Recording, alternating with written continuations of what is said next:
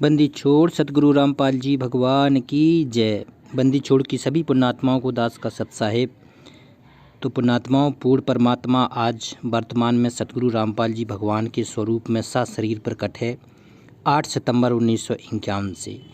तो उस पूर्ण परमात्मा का गुणगान करते हैं जो युगों युगों के बाद इस पिछली पीढ़ी में हमको सशरीर प्रकट मिलता है और अपने निज लोक शाश्वत लोक सतलोक में हमें ले जाता है और जन्म मरण से मुक्त हो जाते हैं। काल के 21 ब्रह्मांड रूपी काल के जाल से मुक्त हो जाते हैं।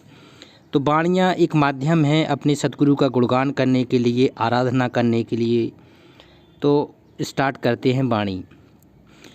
कई वाणियाँ हो गई हैं पुण्यात्माओं, सारी वाणियाँ महत्वपूर्ण हैं, प्ले लिस्ट में पड़ी हैं, उनको भी आप लोग देखें।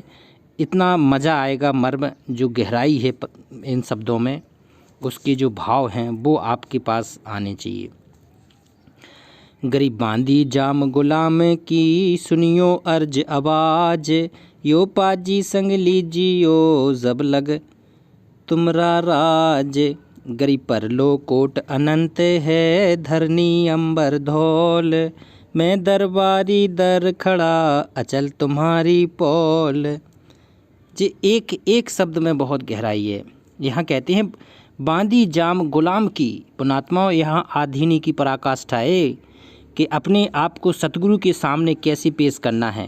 कि बांदी जाम गुलाम की कि हे परमेश्वर, हमारी स्थिति तो बांदी के पुत्र जैसी है कि जब बांदी का कोई अस्तित्व नहीं रहता है तो बांदी के पुत्र के का क्या अस्तित्व, हमारा क्या अस्तित्व मालिक। हम तो आपके चरणों की धूल में पड़े हैं मालिक, आप को समर्पण कर चुके हैं, तन मन धन सब अर्पण कर चुके हैं परमात्मा। तो आप ही हमारे माता हैं, आप ही हमारे पिता हैं, आप ही भाई बंधु, सब कुछ आप ही हैं। कहते हैं तमेव माता चा पिता तमेव बंधु चा सका तमेव विद्या द्रविड़म तमेव सर्व मम देव देवो। तो सर्व मम देव देवो आदि बंदी छोड़ हमारे सतगुरु हैं। तो कहते हैं परमात्मा, हम तो वो उस बांदी के जाम के पुत्र के समान गुलाम हैं आपके। तो हमारी अर्ज मतलब होता है प्रार्थना। हे मालिक, हमारी प्रार्थना सुनिए, हम दीन की प्रार्थना सुनिए मालिक। युगों युगों से बिछड़े हैं और अब मौका लगा है तो परमात्मा पार लगा दीजिए। तो इस तरह आधीन भाव से आपको परमात्मा से प्रार्थना करनी होगी, तब वो बंदी छोड़ हमारे निकट आएगा। तो कहते हैं बांदी जाम गुलाम की सुनियो अर्ज आवाज़, यो पाजी संग लीजिए जब लग तुमरा राज। यो पाजी, यो का मतलब होता है मुझ, पाजी का मतलब होता है मुझ अज्ञानी को, मुझ अज्ञानी मूर्ख को हे परमात्मा अपने संग ले चलिए। अगर आपने मुझे अपने साथ ले लिया तो जब लग आपका राज है, आप तो शाश्वत लोक आप ही ने शब्द स्वरूपी रचना से रचे हैं। तो जब तक आपका राज शाश्वत है तो हमारा भी राज परमात्मा शाश्वत हो जाएगा, शरीर भी शाश्वत मिल जाएगा। तो हे परमात्मा, हम दीन पर दया करें। यो पाजी संग लीजिए जब लग तुमरा राज। तो परमात्मा ने देखो यहाँ पर सलात पहले से ही कर लिया है। हे परमेश्वर, मुझे बांदी का पुत्र गुलाम जानकर मेरी अर्ज अर्थात प्रार्थना की आवाज़ सुन लो। मुझ पाजी मूर्ख को अपने साथ रखना। जब तक आपका राज है, परमात्मा का राज तो अटल है, शाश्वत है, इसलिए साथ रहने वाला भी शाश्वत अर्थात अविनाशी होगा। इस भाव से संत गरीबदास जी ने कहा है कि गरीब परलो कोट अनंत हैं और धरनी अंबर धौल, और मैं दरबारी दर खड़ा अचल तुम्हारी पौल। देखो, यहाँ बंदी छोड़ हमें शब्दों के माध्यम से बता रहे हैं कि परलों कोट अनंत हैं, क्योंकि असंख्यों परलों गुजर गई। अनंत कोट यहाँ पर कहते हैं ब्रह्मा विष्णु महेश, अरबों तो ब्रह्मा गए 49 कोट कन्हैया और 7 करोड़ शंभु चले गए। परमात्मा ने कहा मेरी गई एक ना पलैया। तो यहाँ अरबों कोट अनंत हैं, प्रलय कोट अनंत हो गई। और धरनी अंबर धौल, देखो धरनी पृथ्वी को कहते हैं, अंबर आकाश को कहते हैं और धौल कहते हैं बैल को। पहले मान्यता मानी जाती थी कि पृथ्वी किसके ऊपर है, बैल के ऊपर, बैल के सींगों के ऊपर खड़ी है। लेकिन आज वैज्ञानिक युग है और ये सब स्पष्ट हो गया है कि पृथ्वी अपनी गति से घूम रही है, पृथ्वी के चारों ओर चक्कर लगा रही है। तो ये सारी चीज़ें स्पष्ट हो गई। तो आइए अब देखते हैं क्या सतगुरु ने इसका सलात किया है। हे परमेश्वर, धरती अंबर आकाश तथा धौल पौराणिक मानते हैं कि धौल यानी बैल के ऊपर पृथ्वी रखी है। भले ही यह असत्य है, वर्तमान में तो यह प्रमाणित हो चुका है कि धौल पृथ्वी नहीं उठाए है, परंतु जिस समय यह वाणी बोली गई उस समय यह धारणा आमजन थी, अर्थात बैल भी प्रलय काल में नष्ट हो जाते हैं। ऐसी ऐसी असंख्य प्रलय हो गई, असंख्य बार प्रलय हो चुकी है। कहते हैं शिव मंडल ब्रह्मा लोक कहाँ रहें जब एकम एका हो। कहते हैं शिव लोक नष्ट हो जाएगा, पृथ्वी लोक नष्ट हो जाएगा, विष्णु लोक नष्ट हो जाएगा, तब कहाँ रहेंगे तेरे दास। एक शब्द में कहा है, तो कबीर ने साहब ने कहा है कि मेरे आश्रय रहेंगे मेरे दास, मतलब आपकी फर्द से इन सारे लोगों से ऊपर चल के मेरे निज लोक सतलोक आ जाएंगे। तो मैं आपका दरबारी, आपका नौकर लगकर आपके दर अर्थात द्वार पर खड़ा हूँ।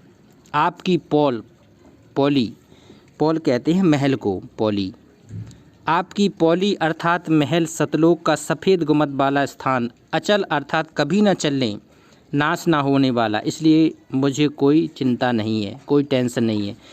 कहते हैं कि मैं दरबारी दर खड़ा, अचल तुम्हारी पौल आपके महल पे जाने, जब मैं सतर्क हूँ, हमेशा आपके निकट खड़ा हूँ, आपके शब्द से शब्द जुड़ा है, तो निश्चित ही हमारा पूर्ण मोक्ष होगा ही होगा। तो यहाँ पर गहराई है इसमें। अब आगे देखो कितना बढ़िया शब्द है। गरीब समर्थ तू जगदीश है, सतगुरु साहिब सार, और मैं शरणागत आईया, तुम हो अधम उधार। देखो समर्थ तू जगदीश है, क्योंकि जो समर्थ होता है ना, समर्थ एक ही होता है जिसका वास सभी लोकों में होता है। कहते हैं तीनों लोकों में विचरण करके जो सबका धारण पोषण करता है वो होता है समर्थ। तो समर्थ कौन है? पूर्ण परमात्मा कबीर साहब ही समर्थ हैं, उनके अलावा कोई समर्थ है नहीं। क्योंकि सतलोक में इसके ऊपर के जितने लोग हैं, अलख लोक, अगम लोक, अनामी लोक, जिस सभी लोकों में, और नीचे 21 ब्रह्मांड के काल के इस लोक में, सभी ब्रह्मांडों में, सभी के लोकों में, ब्रह्मा का लोक, विष्णु, महेश, गणेश लोक, और पृथ्वी, स्वर्ग, पाताल लोक, इन सभी के जितने भी असंख्य जीव हैं, इन सब पे किसका राज है? कबीर साहब का। तो कहते हैं समर्थ तू जगदीश है, तो वो पूर्ण परमात्मा कबीर साहब ही जगदीश है। और सतगुरु साहिब सार, सतगुरु साहिब सार, और उसी का पूरा हिसाब से सारी कुछ चल रहा है। और मैं शरणागत आईया, तुम हो अधम उधार। तो मैं आपकी शरण में आया हूँ। अधम होता है नीच, सार होता है वास्तविक। तो इस अधम का, इस नीच का जरूर निश्चित ही मोक्ष होगा, क्योंकि आप समर्थ हैं। कहते हैं गुरु कर दे पल में पार हो जा रजा तेरी। तो देखो यहाँ पर सलात क्या किया है सदगुरु ने, हे जगदीश आप समर्थ हैं, आप ही सार सतगुरु अर्थात वास्तविक सतगुरु तथा वास्तविक साहिब कबीर साहब हैं। मैं आपकी शरण आ गया हूँ, और आप तो अधम नीच का उद्धार करने वाले हो, इसलिए मेरा उद्धार निश्चित है। तो यहाँ पर बिल्कुल सकारात्मक में लेना है कि जब सतगुरु समर्थ है तो निश्चित ही मोक्ष होगा ही होगा। आगे, गरीब संतों की फुलमाल हैं, बरड़ों बित अनमान, मैं सबहन का दास हूँ, करो बंदगी दान। देखो क्या कहा गया है, गरीब संतों की फुलमाल है। फुलमाल होता है फूलों की माला। संतों की फुलमाल है, बरड़ों बित अनुमान, बरड़ों वर्णन करता हूँ, बित होता है सामर्थ, और अनुमान होता है अनुसार। तो कहते हैं कि जिसकी जितनी सामर्थ होती है तो उतनी ही वो समर्थता होती है, उतना ही मोक्ष दे सकता है। और मैं सबहन का दास हूँ, करो बंदगी दान। तो यहाँ तो आधीनी भाव चलेगी कि हे परमात्मा मैं सभी का दास हूँ, और बंदगी दो। बंदगी मतलब होता है भक्ति।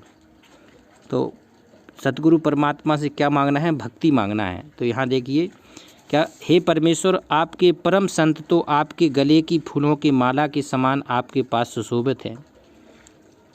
जो आपके परम संत हैं ना, वो आपके कैसे हैं, गले की फूलों की माला के समान हैं। मैं आपकी महिमा अपने वित्त अर्थात सामर्थ्य के अनुसार वर्णन कर रहा हूँ, क्योंकि सभी लोग तो सतगुरु का, पूर्ण परमात्मा का सब लोग गुणगान भी नहीं कर सकते हैं, महिमा भी नहीं कर सकते हैं। महिमा भी वही करेगा जिसको वास्तव में अपने सतगुरु से प्रेम होगा, या जिसको अपनी यात्रा, मोक्ष की यात्रा करनी होगी, सतलोक की यात्रा जाना होगा, वो ही अपने का वर्णन कर सकता है। वो उसी को सामर्थ्य के अनुसार वर्णन कर सकता है। कहते हैं मैं सब संतों का भी दास हूँ। यहाँ सभी संतों की दास का कहने का मतलब है कि निंदा हमें किसी की नहीं करना है, किसी भी संतों की, क्योंकि उनका अपना स्तर है। कहते हैं जिसमें जितनी बुद्धि उतना दे बताए, उसका बुरा ना मानियो, वो ज़्यादा कहाँ से ले आए। अगर किसी कोई विष्णु की साधना करा रहा है तो वो अपने ज्ञान के हिसाब से विष्णु को समर्थ मानता है। तो मैं सब संतों का भी दास हूँ, हे प्रभु मुझे बंदगी भक्ति की साधना दे दीजिए, अर्थात मेरी भक्ति में रुचि बढ़ाइए। यहाँ देखो मांगने को कुछ भी, लेकिन क्या है, यहाँ भक्ति बंदगी सबसे बड़ी चीज़ होती है।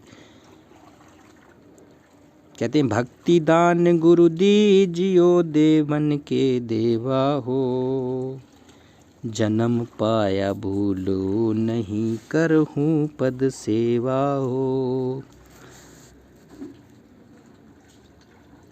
देखो तो ये इतने हो गए, एक और लेते हैं इसमें।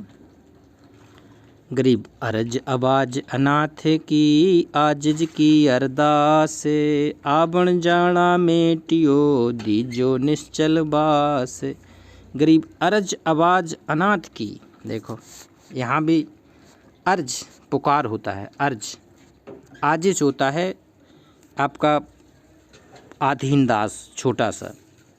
फिर अरज आवाज अनाथ की, कि हम अनाथ हैं मालिक, आपके अलावा कोई हमारा दूसरा है ही नहीं संरक्षक, क्योंकि गुरु ही सबसे बड़ा होता है। कहते गुरु कहते हैं कथा कहो करतार की, और सुनो कथा करतार, आन कथा सुनियो नहीं, कहें कबीर विचार। तो कहते हैं मालिक आपके समान तो हमारा कोई है ही नहीं।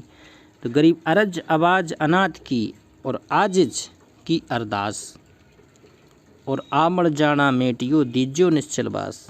यहाँ एक भगत का लक्ष्य क्या होना चाहिए कि आवण जाना मेटियो और दीजो निश्चल बास। निश्चल बास कौन सा है, सतलोक। तो एक भगत का लक्ष्य भी सतलोक होना चाहिए, पूर्ण मोक्ष होना चाहिए। तो यहाँ क्या परमात्मा ने किया है सरलात, हे परमेश्वर मुझ अनाथ, आजिज मतलब होता है छोटे दास की प्रार्थना वाली पुकार, अर्ज आवाज़ है कि मेरा आवण संसार में जन्म लेकर आना तथा जाना, मृत्यु के पश्चात संसार छोड़कर जाना, मेटियो मतलब समाप्त कर दीजिए, और निश्चल वास मतलब स्थायी निवास सतलोक में दीजिए।